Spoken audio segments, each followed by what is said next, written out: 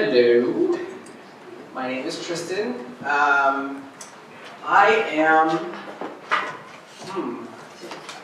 am a person who's passionate about many things. I think the things that I'm most passionate. Let me sum it up like this. Someone once told me I was at a seminar similar to this, and someone said, in order to be this type of person, you have to wake up every morning knowing that this is what you love, this is what you want to do, and that's it. And I sat there for a second and I was like, all right, I like that idea, except I like a lot of things. So what I found is the nice balance of that, and this is where I think groups like this are great, and I'm really honored to be here, and thank you so much for having me, is that you can have multiple passions, and especially with filmmaking becoming mobile and it's very accessible to so many people, you can literally just wake up every morning and do something that you're passionate about, and it doesn't have to necessarily be that one thing. So for me, that's how it worked. It may not work for you, but that's how it worked for me. So let me pull up my PowerPoint presentation. All right, cool. So yes, that's me. You don't need to do that. So my company is called Tristan Photography. You can follow me on any social media at Tristan Pope. I was an early adopter, so I got my name. Woo-hoo. So yeah, follow Instagram, Twitter, all that stuff, Facebook, and you can see a lot of behind the scenes and what goes into the films that I do. So I started out as a photographer. I always kind of had a camera in my hand. I don't have the background of going to somewhere as a studious as NYU. I literally got introduced to it when my dad he bought me a digital camera, and it was like instant gratification to me. I had the film cameras that you had to develop and stuff like that. And by the way, I'm 32, so I'm not like super young here, and I'm not like, oh my god, those cameras, they're so lame, SMH, So anyway, I just like the idea of being able to see it immediately. To me, that made more sense than having to go into the dark room and inhale the fumes. I already inhaled enough things when I was young. So I do a lot of dance photography, and I love to capture those moments, those like frozen in time moments, where you just can't see it with your eye. It's not something that is visible. I mean, you see it, but you don't really see it, right? So being able to capture that in a still is very important to me. So what happened is they released the iPhone 6, and that was the first time they introduced slow motion. And that was 240 frames per second on a phone. Now, in order to pull off even something close to that, I think the next step up is 1,000 frames per second on a $30,000 rig. So I was like, wow, I didn't even expect to go and get that phone, but I was due for an upgrade, so I was like, hey, why not? So I picked it up, and literally that day, I called up all my dancer friends, and I was like, look, we have to go out, and we have to get you guys moving, dancing, and we have to see what the slow motion can do for you, because I want to see not just that perfect frame, not just that perfect shot of you in that motion. I want to see you getting into it, and I want to see you falling out of it, and I want to show people that grace and that allure of that. So we made a video called Dancers of New York, and this is what we used. We used a tripod and a Readicam mount. At first, we actually used duct tape and an iPhone 5 mount. So, and also our tripod broke mid-shoot because we were literally, so we were trying to, Apple has a lot of hype when they release products, so we were trying to follow that hype train. And so we knew that if we didn't get this done in 3 days, we were screwed. So we literally booked 18 dancers, shot it in 3 days. We shot about 7 dancers a day, if that math works. And then we edited it on the 3rd day and released it on the 4th. So by the time the iPhone had released, 4 days later, we had released this film. And so these are kind of some of the behind the scenes shots of what it looked like. We did we just wanted it to be steady. We wanted the dancers to tell a story. And we wanted it to kind of look like they were part of the part of the atmosphere that they were in, part of New York City. It also rained on one of those days, and we thought that was going to ruin it, but it actually worked in our favor. This is a Irish dancer. She's actually dancing in a puddle. So yeah, here's the video, and so I'll give you an idea of that, and then we'll talk some more.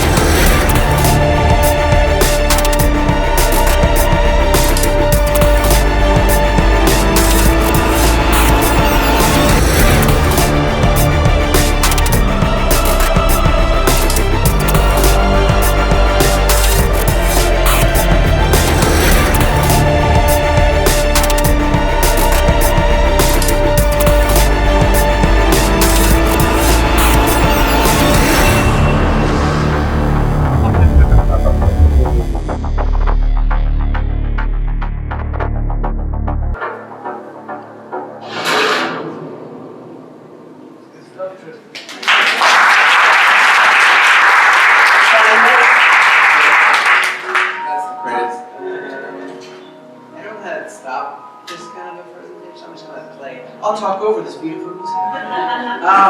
So George, actually, I noticed you said something about intimacy. And to me, intimacy when I shot this, I wasn't expecting what you guys just saw. When I shot this, I was expecting us to maybe get something kind of cool, nothing like, whoa. The intimacy of interacting with your dancer on a new level like this was so different to me. So the camera has a bigger screen now, and we would shoot it, and it literally took us.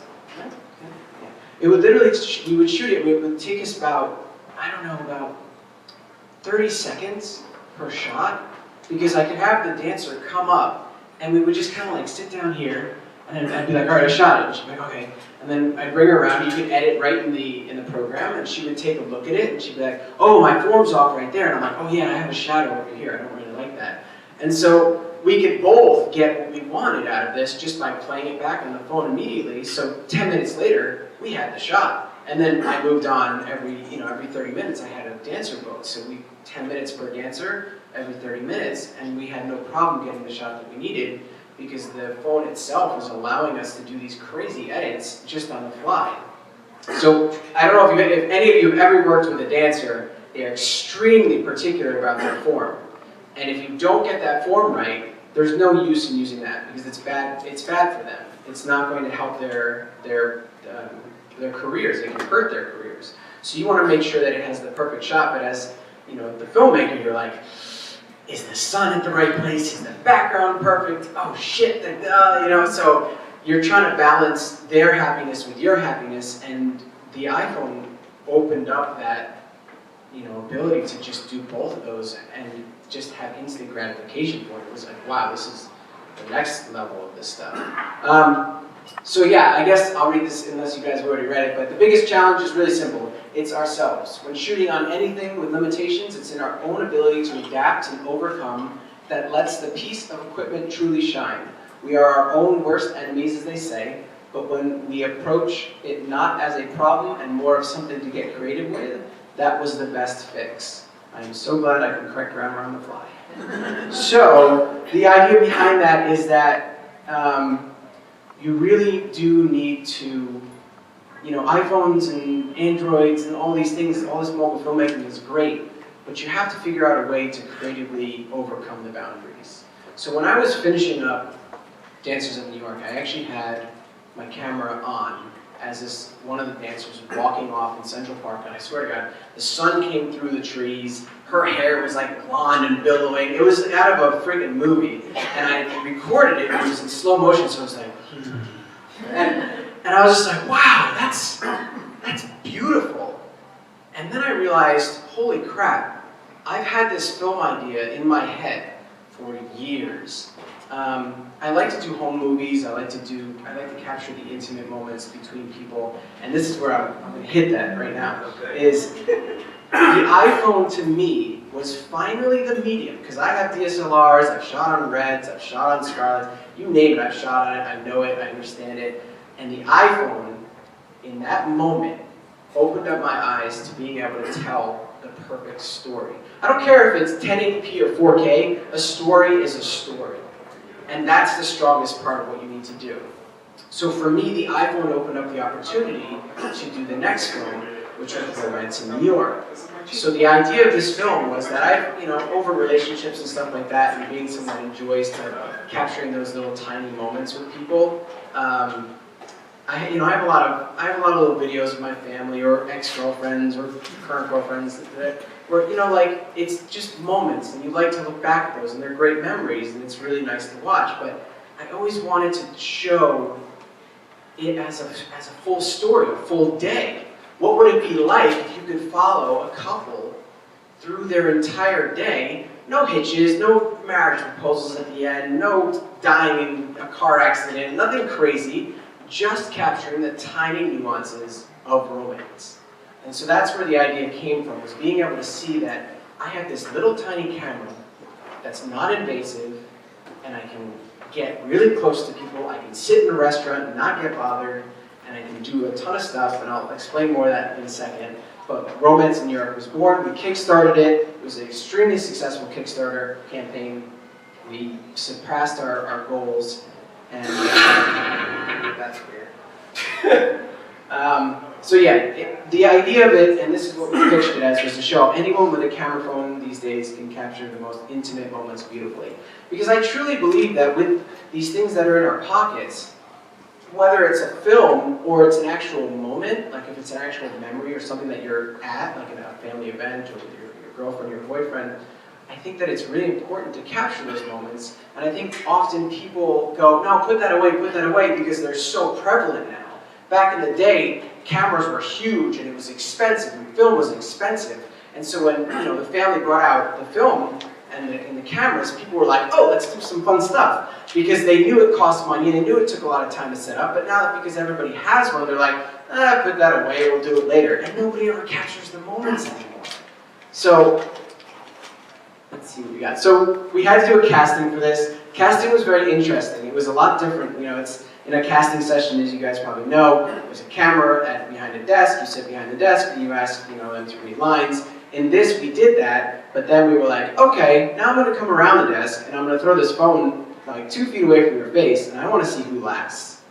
And so that was kind of how we did this. And you'd be amazed at how quickly we went through 1,000 people's resumes, and then I think a total of 100 people came in for actual auditions. We narrowed it down to 2 after a day, just because of the idea that if we came like this close to somebody, it would be like, and we knew that that wasn't going to work.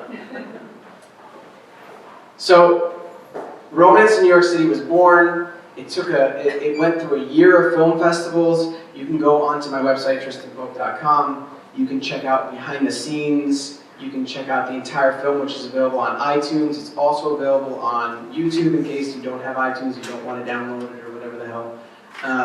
But it is up there for its full glory, and it did extremely well in film festivals. And I have to thank my entire cast and crew for that, because it was a group effort. And if you look at that cast and crew, it's not a lot of people on that. We had a crew of 5 people, I believe, total. And on set, at any time, it was maybe 4. But the small form factor allowed us to do a lot. So, this is the trailer for it. And it's really quick, it's like a minute. And then I'll show you some behind the scenes of kind of how we shot with the phone.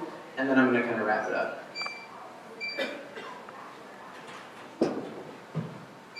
If it plays.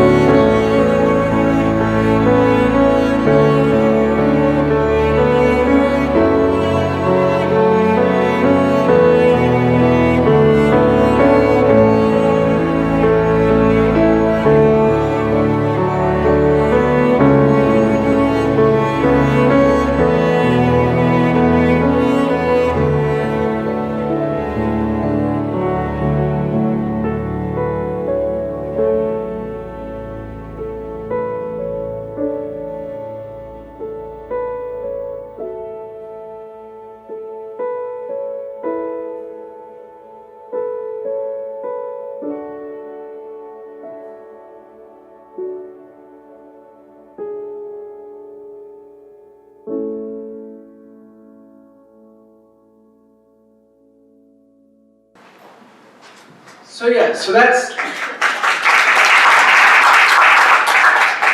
so the general idea and something that I thought was really interesting is that I looked up a lot of iPhone films before I embarked on this because I wanted to see what was out there.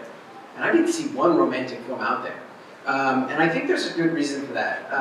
Up until the iPhone 6, the quality of iPhones often would get very grainy. If you added a lens adapter or something like that, it would get even more grainy. And so what you're going to see is you're going to see a lot of horror movies, you're going to see a lot of thriller movies, you're going to see a lot of like, shaky camera and crazy stuff with like filters thrown over it so that you can't tell that it's already grainy, so that it's like even more grainy.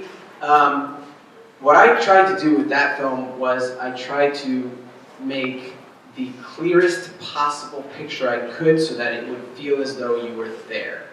I wanted it to be that day from beginning to end. And I didn't want you to ever feel like I'm not looking through the eyes of this person. Now, holding the camera and shooting, that's a whole different can of worms that we had to figure out. But it worked out pretty well. This is the equipment list that we used for that. We used the shoulder cam rig, we used a Blackwing handle grip, we used a polarizer lens. We had a backup battery at all times because the phone had to be charged. We used Filmmaking 101 equipment with an iPhone. We used the glide cam. We used the Gorilla Pod. We used mounts that can make it so we could attach it to all this. We didn't use any of the really cool stuff that you see nowadays where there's like stabilizers and electronic gimbals and all this stuff. We didn't have it at that time. When this phone came out, they didn't even make those yet. So we had to go to our Filmmaking 101 and go, okay, well, what did they use to do this shot? And so we actually got glide cam to sponsor us, and we used the Gorilla Pod in a crazy way, and I think there's some pictures, some montage of my face to show the different equipment. So we used the Gorilla Pod to actually make like this Borg-esque thing over my face, so you'd be able to get these really close-up shots. So like George was saying, intimacy, there you go. I mean, how much closer do you want to get? Imagine if I had a full red rig on my shoulder, and I was in her face like that, and I was trying to walk alongside her, and I didn't have permits to shoot on the street. That's not going to happen. So the cool thing is that most people that walked by us when we were doing this, if they got in the shot, obviously we would get a release. We weren't cutting corners. But at the same time, Nobody stopped to stare, nobody made a big scene, no cops came, because people were like, what is this crazy couple doing? This is ridiculous. So yeah, that was the polarizer lens. We always had to plug into some power. Little ready cam mount. I love that thing, it's great. That was us, using the glide cam. Glide cam again. You saw that in the trailer.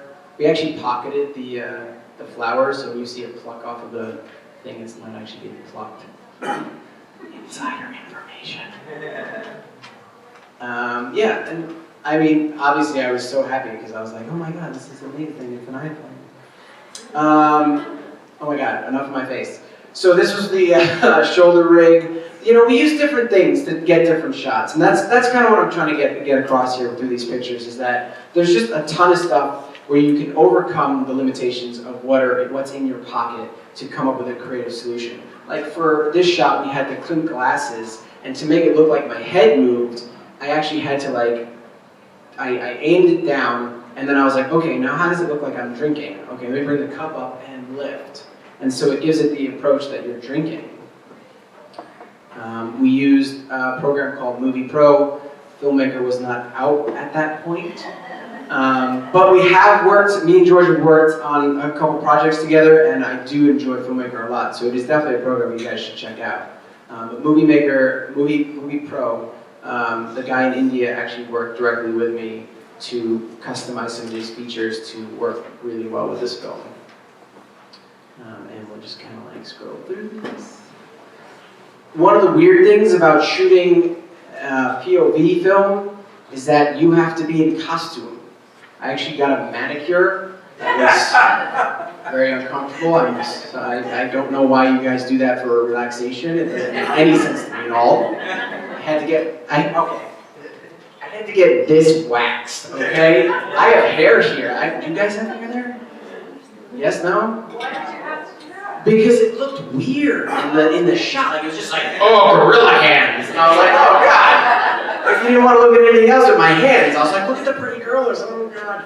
So anyway, went to the little Asian shop and they were like, you want to do nails? I'm like, yes. And they're like, you sure? I'm like, yes. Rip. Ah! So it was a little weird. Anyway, so I had to get the costume for a lot of this stuff. And it was so weird to be the director on a set in my pajamas. I was just like, this is so strange, but it was also so freeing. It created this film bubble for me and the actress to be in our own little world. There was never a point where we were uncomfortable with each other.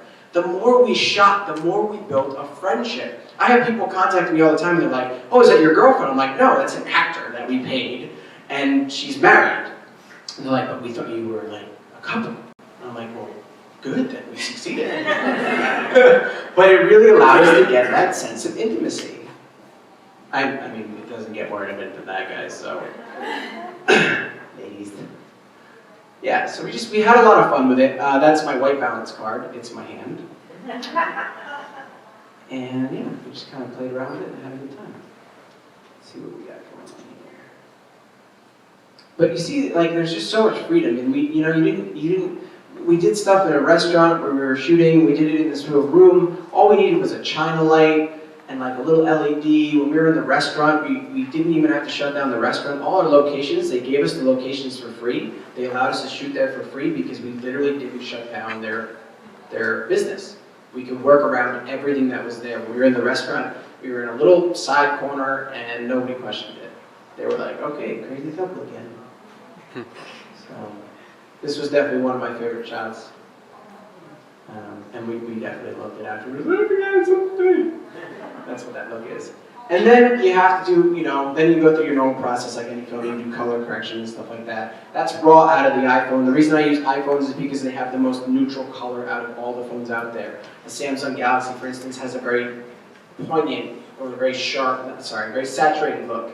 I want it to be very neutral so I can do whatever the hell I want to it in post. That's something very important that you guys should always look at, is getting the neutral density to your shot. What did you use for post? After Effects and Adobe Premiere. So I use all Adobe products. This you're actually not going to see. I took this out of the presentation because it was 17 minutes long. Okay, so since that movie, this is my equipment. The cat is included, by the way. If you're looking at this, you've got electronic stabilizers, about 8 of them now. I think this isn't even half of what I have now. Me and George just did a video talking about the best electronic stabilizers for smartphones out there, and you know. It's so funny to see with the old steady camera. Oh, I know. When I use this now, I feel like I'm like, oh, what's wrong with me? This is weird. I mean, because these gimbals. These gimbals are amazing. The things that you can get for your phones are really amazing now. So I mean, this is the list of equipment that I have now that my cat didn't eat. Yes, he is that fat. This is also another piece of equipment. This is the B-Script. He mentioned it earlier. This thing can attach depth and field adapters in your lenses. You can put a Canon, any Canon lens you want on there. I can put a 50 mil, I can put a 200 millimeter. I mean, you can put anything you want onto this. However, this is where I'm like, all right, I get the point. Yeah. However, you're kind of breaking the idea of having a small mobile film thing. So for me, I find that moment lenses are the best lenses out there. There's no aberration, there's no problem with it. It's one of the best glass I've ever used, and they're small. They attach to your phone, and you can get zoom, wide angle, macro, all that stuff. And you don't need to, if you're using a phone and you're attaching all this stuff, why aren't you just using a RED or a DSLR? There's no point in doing this. I thought it looked cool, but if you were to ask me if I would do it, no, I wouldn't do it. I would just use like a Sony or something like that.